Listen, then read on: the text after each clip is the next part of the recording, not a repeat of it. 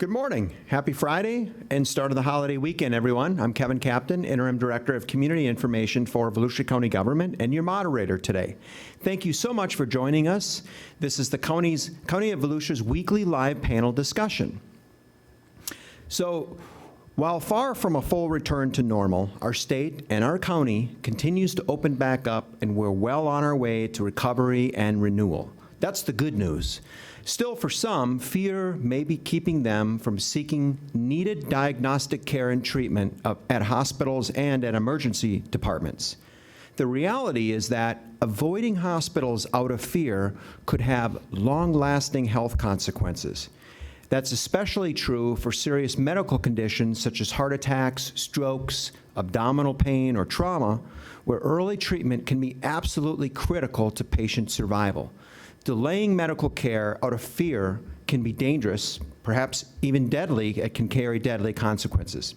But the experts here today tell us that you don't need to be afraid, because just like other businesses, and even more so, hospitals have updated safety procedures with the COVID-19 pandemic. Emergency departments are open in Volusia County and prepared, like they've always been, to deal with life-threatening situations. The message here, the very urgent message, is don't avoid emergency care when it's needed. The consequences could be far worse than the small risk of exposure. Here today to talk about that are three experts in emergency medical care.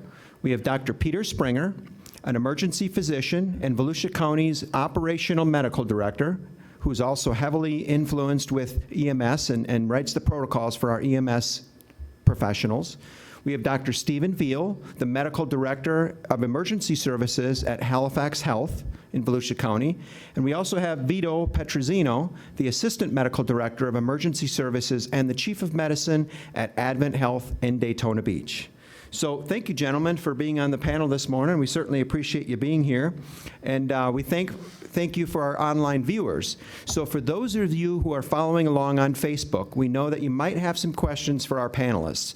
Feel free to type them in and into the comments, and as the discussion is going on, time permitting, or at the end, we'll do our best to try to answer those questions for you. And with that, we'll go ahead and we'll get started. So Dr. Springer, from the county and the EMS perspective, what are we seeing? And are we experiencing a decrease in the number of 911 calls or EMS transports? Yeah, Kevin, that's a great question.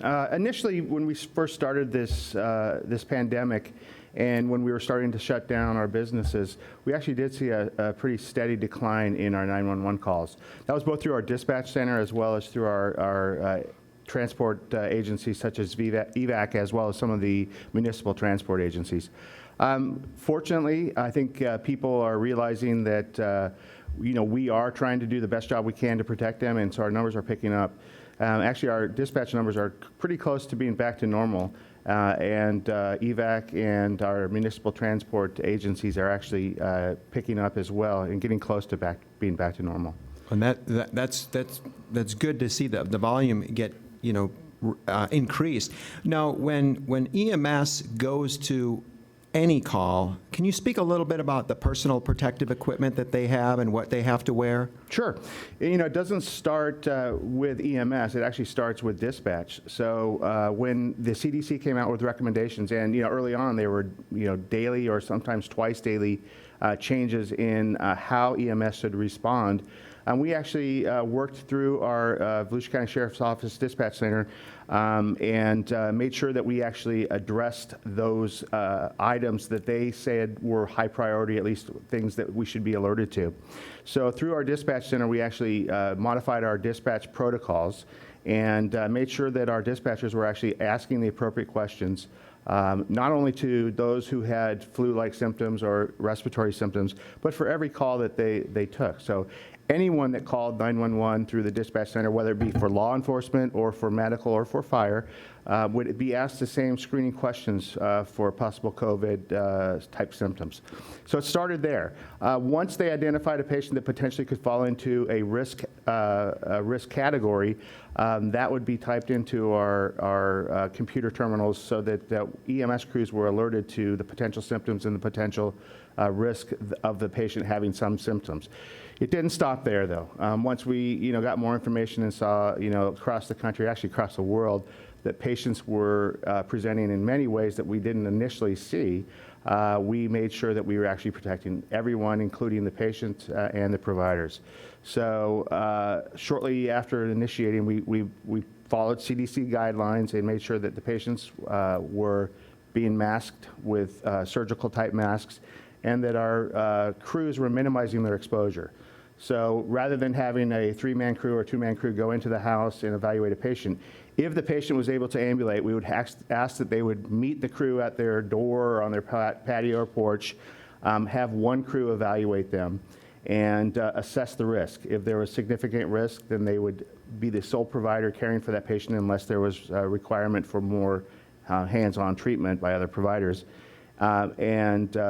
Again, just trying to make sure that they were protected appropriately in the PPE, mask, gown, goggles, as well as the patient, and alerting the hospital when they arrived. Those are very proactive measures. And, I think an important point that you mentioned there is when we're looking at how we're all responding to this pandemic, for many of us, it's the first pandemic that we're going through. And when you mention the CDC guidelines, that's changing because as we continue to learn more and more about coronavirus, the guidelines are changing. And so the dispatch questions that you're using, I imagine those are being reevaluated day in and day out, and it's a very dynamic process. Absolutely. And we have such a great working relationship with the Sheriff's Department and the Sheriff's Dispatch Center that it's really seamless. Once we have a change, it's almost done immediately. And so I can't thank them enough and appreciate the collaboration that we've had, since I've been in this job since 2006. Excellent. Well, so perhaps really the biggest thing to talk about today is the reluctance of residents in seeking care in the emergency department. And so I've got a combination of questions here. They're all kind of sort of germane to this topic. So we've heard from many residents that they're worried to go to the hospital during this pandemic because they have a fear that they might get the virus. And what are you seeing in terms of patients delaying potential emergency care? What are some of the risks of delaying a visit or even foregoing a visit to the ER when a person might be experiencing something like, say, chest pain or stroke-like symptoms that are, true emergencies? Sure. I would say, fortunately, I think we're seeing some of that reluctance wane as people are getting more comfortable and feeling more reassured. I think most people realize at this point the hospital is probably one of the safest places to be in the community because of our infection control procedures that we're experiencing and have in place. I think for a while we were seeing people that were delaying seeking treatment for things like strokes or things like abdominal pain that turned out to be appendicitis or something more severe, sort of hoping that it would go away, things that they may have sought treatment for earlier, previous to the pandemic. I think we're seeing some of that reluctance wane now, which is good, and we certainly want to encourage people to seek treatment for if they're experiencing symptoms of an emergency and they don't need to worry that they would contract the virus in a healthcare setting.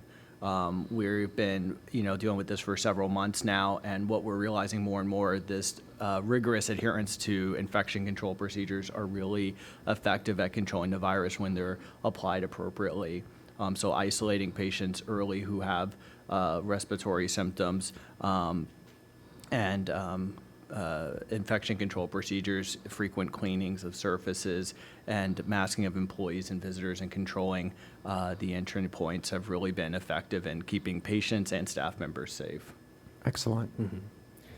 Yeah, in terms of how we are at Advent right now, we have implemented numerous safety measures in order to protect our patients, to protect our staff. First and foremost, you see it when you enter the hospital at the main entrance. We do temperature checks on every single person that comes in the hospital, staff included, patients and visitors. Every person that comes into the hospital is given a mask, and there is hand sanitation right there at the entrance, so everybody's expected to use that as well. We do employ social distancing within the hospital. There are marks on the ground that represent 6 feet apart. They're measured 6 feet apart, and that's throughout the hospital. As well as in the waiting room, chairs are separated. And we have more waiting areas so that people can isolate themselves better while they're in the hospital.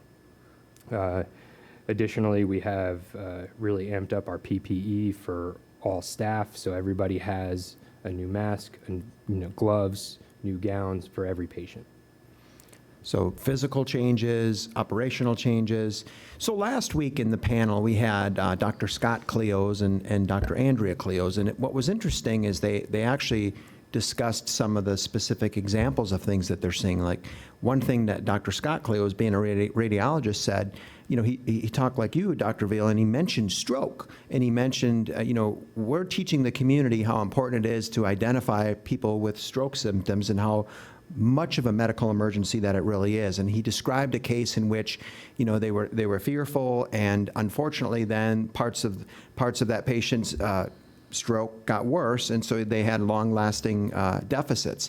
And another example Dr. Andrea Cleos mentioned was somebody who had just had a small skin tear who probably really needed to have it checked out on a sort of urgent basis, and then it turned into a full-blown sepsis a couple of days later, and again, they were reluctant to seek that. So even though we're talking about chest pain and strokes and those true medical emergencies, sometimes even the ones that might not appear to be immediately medical, are you seeing some of those too, that when they come into the ER right now, are they in more acute cases that are more significant?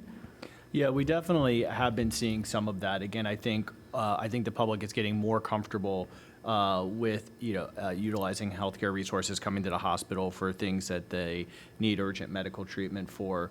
But certainly, we've done such an aggressive campaign about education regarding stroke in particular. Those symptoms are sometimes subtle and often disorienting, and trying to encourage the public to recognize that as an emergency, because we know that the treatments are extremely time sensitive. So we have been seeing some delay in that. But again, I think people are getting more and more comfortable with that the hospital is a safe place to come and a safe place to receive care, and that there's risk for delaying that. So hopefully we'll see more and more of that wane. Good.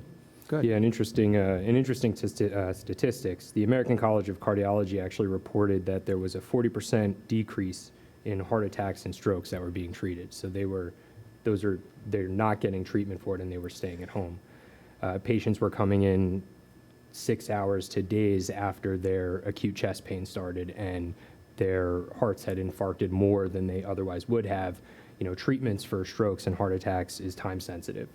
So, if we can get you into the cath lab or get you the treatment that you need right away, the prognosis is going to be much better. So that data suggested that the actual treatment levels are down. Correct. But it probably, by inference, represents that people are still having their medical emergencies, their chest pain, their heart attacks, but they're delaying it. Right. And they're not, therefore, getting into the statistical metric for us to be able to measure to see, are they being treated? But like you said, when they come in infarcted, that means that they come in and their hearts, it's got more severe, long-lasting damage?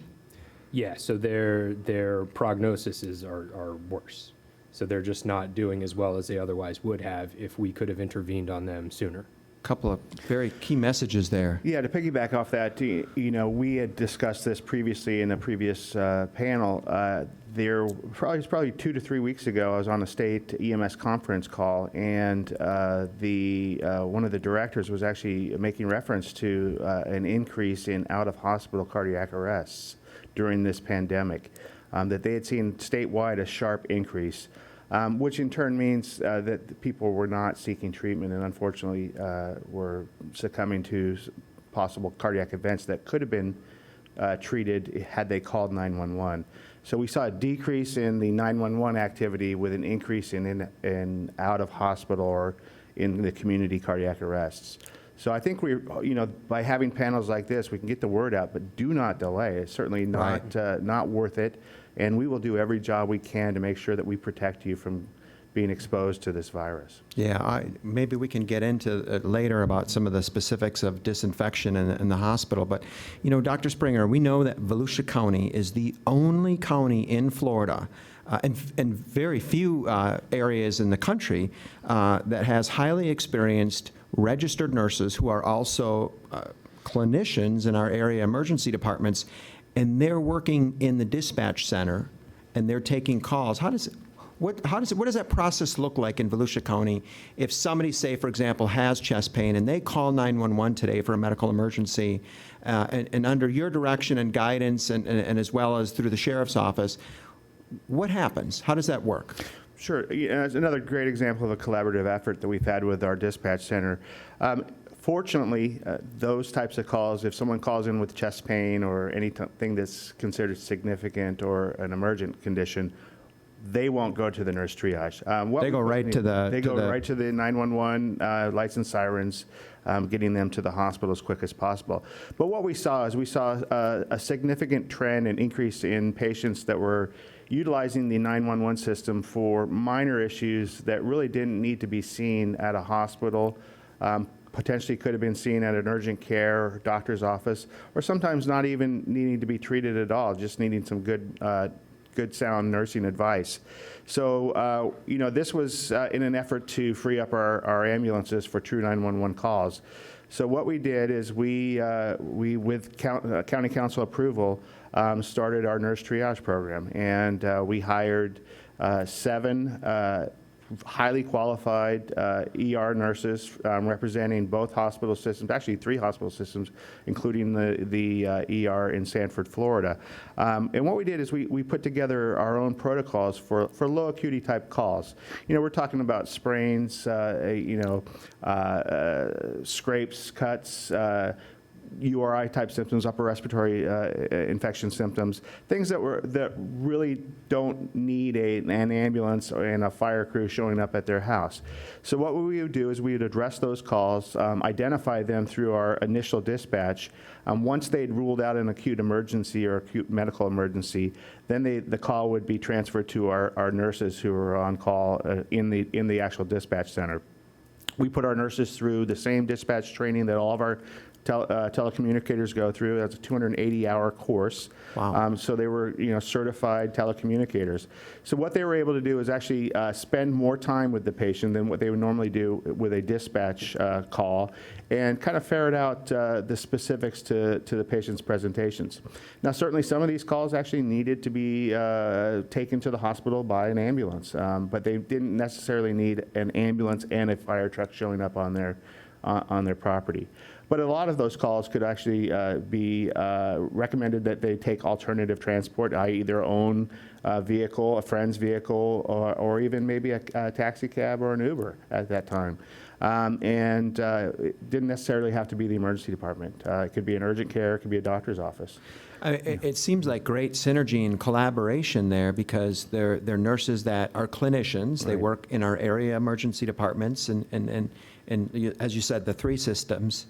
But then they're also trained as dispatchers. Right. So what an amazing combination of all the different hats that they're wearing. Yeah, they're wonderful. And, and the good thing is they know the community. You sure? So these are the same patients that they see when they're working in the emergency departments. So it enables them to use their clinical skills and their clinical knowledge that they use on a face-to-face basis through the telephone. And we've actually had very great success with this program, and I think that it's only going to grow. And so we're really proud of it, and certainly, like you mentioned, it's the only program in the state of Florida. There's 4 or 5 across the country, and I think it makes us a progressive system, which I think our citizens deserve. It makes it all inclusive, and it also benefits the hospital systems as well. That's Absolutely. wonderful. Yeah. So speaking of the hospitals, let's talk about if I'm a patient and I go and I access emergency services and I walk through that door of the emergency department, how is it different today through this pandemic in terms of triage and, the separation? And because I understand, there's COVID units is what we've heard, and in different areas, because that's all part of the fear that people have. When they enter those doors, I think that there's a fear that, hey, I might get COVID, or it might be in the air. I mean, what's it look like when they walk through the door, and what's the process as they navigate and mobilize through the departments? Sure. So I think from the first thing I'll notice is they'll be greeted before they even come through the door by a staff member who's doing the screening, looking for symptoms or exposures, anything that would determine the person is of higher risk than the general public. Those patients can be escorted immediately to an isolation room if they are, say, known positive from testing in the community already, or high risk because of a household member with symptoms. Every patient and visitor is given a mask to put on to prevent any potential spread to protect them from infection and to protect other patients that could be infected by them. Staff members similarly are all masked as well. As far as triage, everybody has a heightened awareness looking for respiratory symptoms. We have a separate waiting area for patients who are symptomatic with respiratory symptoms, whether it be from COVID or other respiratory infections like influenza or the flu. And then dedicating areas of the hospital where patients with respiratory symptoms don't go. Particularly surgical floors for patients like oncology patients or immunocompromised patients, patients receiving elective procedures for knee replacements or other urgent procedures, dedicating those areas as not receiving patients who have other respiratory symptoms or maybe potentially infectious. So doing everything we can to protect really the patients that come through the doors, protect staff members, and keep everyone safe while continuing to provide that high level of care. So not just in the ER, but throughout the entire facility, there's a categorical separation of patients with certain symptoms, and they're kind of sequestered or separated out. Yeah, and with dedicated staff members as well, so that you can minimize the staff members that are caring for both types of patients, keeping that separated, and that reduces the risk of any kind of transmission from one unit to another. Excellent. Mm-hmm. Yeah, we're essentially doing the same thing. We're cohorting COVID patients, patients who are under investigation. Let's say they haven't had their testing results yet. They're also cohorted in a separate area, so like an intermediate risk area. And then our low risk area are people who are being admitted for other reasons other than respiratory symptoms, and patients who potentially have the virus. And that's seen at all levels of the hospital. So that's also in the ER. If patients are initially given a questionnaire that we have that have several questions on it, and if they respond yes to any of the questions, they are isolated until we can prove clinically or by testing that they do not have a COVID infection. So with the increase or heightened awareness of sanitation and disinfection measures, would you agree that perhaps going into the hospital right now is arguably safer than it would be to go into a different public domain? Mm-hmm. The hospital is probably the second safest place to go besides being in your own home. Would agree. Interesting. Yeah. Interesting. Much safer than going to the grocery store, than going to the gas station. We've really ramped up environmental services and cleaning and disinfecting all areas of the hospital many more times than we had in the past, as well as an increase in the high traffic areas in the facility. Excellent. So as we more mature with the reopening phases, and now we have restaurants at 50% capacity, and we're going to continue to look at the public health data and the gelling of all the information and facts from our medical experts like yourselves and other public health officials. What do you think about the more businesses opening, and what messages might you all have for some of those from small business owners to large business owners here in Volusia County? So I'll take the question. In terms of reopening, I do feel like it is safe to start reopening as long as you adhere to the guidelines that are recommended by the CDC. As well, Advent Health has created a website that has best practice guidelines on how to open up your business safely, to keep your employees safe, as well as to keep your patrons safe. That website is adventhealthcflsafebusiness.com, and on there you can actually go and tailor the strategies to your business on there. Excellent. I think the Daytona Chamber has a similar site as well, too, with products and information for small businesses to be able to look at, ideas and placards and things like that to help get the message out for people to stay safe. Yeah, I would say I think that the small businesses and the larger businesses as well have adopted the right mindset. I think initially everybody was hoping for sort of life after COVID. And I think we've realized that we really have to look at life with COVID and making sure we're taking the right preparations and steps to protect staff, protect patrons. And as I've been, kind of going around town and seeing the businesses sort of adjust, figuring out how to open, going through this process, it's been inspiring to see everyone sort of come together and figure out how to do it. And so, yeah, I think that I think we're doing well. It was great to speak with the governor and see his sort of vision for opening the state. I think he's doing a great job with the doing it in a stepwise fashion, looking at the data, taking the next steps, being firm where we need to be firm on areas like nursing homes and residential facilities, and then opening up where it's appropriate, like the beaches and the businesses, and seeing where it is. I think individuals also will have to develop their own plans. So businesses are developing plans about how they're going to open and be safe. I think individuals and families will have to have their own, assessing whether they're high risk for infection, and what does that mean for them, and what sort of practices should they institute in their home or with their families. So I think we're all sort of figuring that out. But I'm very optimistic. And we know that we've effectively flattened the curve. But we also know there's a lot of discussion out there that we know COVID-19, it's not over. I mean, we're going to live with it. And so it's changing our culture. It's changing the way we live our daily lives. And it's obviously changing how you deliver emergency medicine. Mm-hmm. Yeah. I mean, it's very different. And I would suspect you feel that that's going to be the long haul. Yeah, I think so. And again, I think everybody's realizing that this is, it's going to be life with COVID. And how do we do that? And we hope for vaccines, we hope for a cure, we hope it goes away. But as they say, hope is not a strategy. And so we have to figure out, how to live with that. And I think healthcare systems got a little bit of advance. We've been doing this for a while, and we, had to kind of confront those first. And now the businesses are sort of figuring the same thing out. How do we do this safely? How do we protect our staff? How do we protect our patrons? But I think they're doing well. And I agree, if you follow the recommendations, there's a safe way to continue forward, and I think it's going to be great.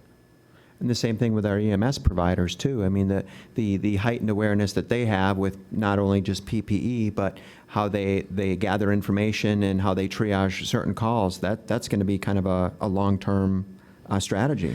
Yeah, I don't see that changing much. Again, we have to believe that every patient that we potentially come into contact with could potentially have the virus. And again, the worst thing we can do is actually get lulled and let our guard down. And there are still going to be patients out there that are high risk for this illness, and we really need to make sure we get the word out that they still need to be vigilant about how they protect themselves. But again, I don't think we're going to go back to what we had prior to this pandemic. I think we're going to augment our protocols and make some tweaks, and probably continue to tweak, as long as there's this thing hanging over our heads. Again, but there's got to be a good out of this. Yes. That maybe we're gonna decrease influenza in the future, and our flu deaths and our flu patients and numbers will go down because of our vigilance with COVID. So, I'm hopeful that there is going to be a positive that comes out of this. Speaking of positive, Dr. Springer and Dr. Veal used that word inspiration. The pandemic has sort of given it a kind of a negative connotation to things, and we know that there's a risk of death. But even what you're seeing in the hospitals, you obviously have inspirational stories where, you go to work every day as nurses and clinicians and physicians, and you're dealing with these patients and you're taking care of them, but you also get the opportunity to see them walk out the door after their treatment, whether they've been in the critical care unit, they were on the vent, and you've seen cases like that, I would imagine. Can you speak to what that feels like, and really to kind of let us, focus on the ingredient of optimism here, because really, that's what we have to look at. So I'd say I took care of my first COVID patient back in March, and the patient suffered a prolonged course, was in the ICU for weeks on the ventilator, and had a number of complications while on the ventilator. But eventually, that patient left the hospital. And it was amazing to see that he could overcome what was going on. I bet. And what was also nice was or inspirational was how all the nurses and staff came together and clapped for the patient as they were, leaving the hospital. It was definitely a touching moment. We're creatures of emotion, definitely, not logic, right? Unless we're Spock, and I'm sure the clinicians there were just heartfelt to see that. Mm-hmm. Yeah, absolutely. And you're seeing it at Halifax as well, too. Yeah, I mean, we had the special isolation, for patients that are positive for COVID, so we review those numbers regularly, and it's impressive to see. You look at the data and you know that most patients recover and do well, but to see them each time, the number of ventilators go down, the patients being discharged home, it's really great to follow and see. And even patients that you were worried about, older patients that were higher risk, to see them be able to be discharged back home with family is really it's great. Going back home, that's a great feeling. So let's take a moment to look over at our Facebook comments and see if we have any questions that have been submitted for the panel. Looks like we got no questions. Okay, well, let's just talk quickly about influenza. We know there's COVID-19 and then there's influenza. And there's kind of the difference there because people were not as fearful going to the emergency room with influenza, but now there is with COVID. But there are a lot of similarities between the two. Again, can we just speak to that reassurance that people need to hear when they seek emergency medical care? Sure. I think, influenza has been with us for a long time, and I think COVID was newer and unknown was scarier. And I think that's some of what we're getting through now is getting familiar. We know how to prevent it. We know how to keep it from spreading. What I think we can't do is, as Dr. Springer alluded to, we can't become complacent. Because we're, opening up businesses and trying to return to some normalcy. That does not mean pretending the virus doesn't exist. And so I think that while we should continue on the course that we're on, and I'm optimistic about, the weeks coming up and opening up businesses, I think we're doing it with the knowledge that the virus is still here, and we have to be smart and thoughtful about how we do these things. Mm-hmm. And I think we had actually gotten complacent with influenza, and we just took it for granted. And it was okay to come to work if you had symptoms. It was okay to send your kids to school. And I think we have to be smarter and more vigilant as we move forward. That's a really good point, Dr. Veal, because I think there's a lot of us have worked with other colleagues and perhaps even ourselves where you feel a little sluggish, you might feel like you have a fever or not, or you have those cold symptoms. This is going to really heighten that awareness again for should I really go into work, because we know that there's asymptomatic carriers that could be spreading not just this virus, but any other virus. And I think it'll be interesting to see how what the permanent effects are from that as far as how we approach respiratory infections as a society and what the alternatives are, things like working from home and telemedicine and things like that. There's a lot newer options and tools that we've begun to employ as a society, and I think a lot of those are going to be with us now. Excellent. I think we do have a question that's coming in from Facebook. Kate, can you let us know what the question is? Sure. So I think you all discussed this a little earlier, but if you could maybe touch on briefly again for Maureen, if hospitals have been seeing increased volumes. Sure. So our emergency department volumes, our admissions are starting to go up again. We've started doing non-emergency surgeries as well, and that's gone up some. I will say that the ratio of really sick people to less sick people is still very high. So I don't know if that's going to stay or not, or if that's from, again, as we were talking about, people that had kind of put things off and let them get a little bit worse than they maybe needed to be. But we're still seeing probably just as many admissions and sicker patients as we would in the winter. The overall numbers of people are still a little bit lower. But it sounds a little bit almost counterintuitive. The numbers are rising, and we're actually happy to see that, because then we know, as you mentioned, people are really starting to get that comfort level and now go back and seek the treatment. Yeah, as the volumes go up, we're seeing the acuity start to go down, how sick patients are. because they're coming to the hospital earlier than they otherwise would have. Initially, during safer at home orders, the patients that were coming in later. They were waiting on their symptoms, and they were very much sicker. So our admission rates were very much higher. Things are definitely starting to normalize. I would agree we're not quite there yet with our volumes. I would say we're probably around 2/3 of our volume of what we normally do, but that has definitely been increasing, which is a good thing. It's not a bad thing. And the People are same- actually seeking care in a safe facility. Good, and the same with EMS. Same with the EMS, yeah, our numbers are picking up. And again, we don't wish ill upon anyone. However, we want to make sure that they seek treatment early. Excellent. I think we have one more. We do. Lindsay had a great question. We talk so much about the general public, but on a personal note, how has COVID influenced or changed your personal lives? How do you prepare for work differently, or what do you do when you leave a shift now? Wow, that's a good question. I'll hit that one first. All right. So obviously, none of us want to take this virus home or anything home. So I kind of reverted back to when I was a resident, working on the trauma floors or in the sick medical units. I opened my garage door, I closed the garage door, and I stripped down and get rid of all my clothes before I come into the house. And your washer and dryer was probably right in the It's garage, in right? the garage, absolutely. So I throw them in the garage. Again, so we try to minimize it, and then I jump in the shower. So, we certainly think a little bit more vigilant and really want to make sure that we protect our family. Well, and that's being smart, right? You guys do the same? Absolutely. Yeah, initially, I think with the beginning of the pandemic, I have 2 small children, and so we,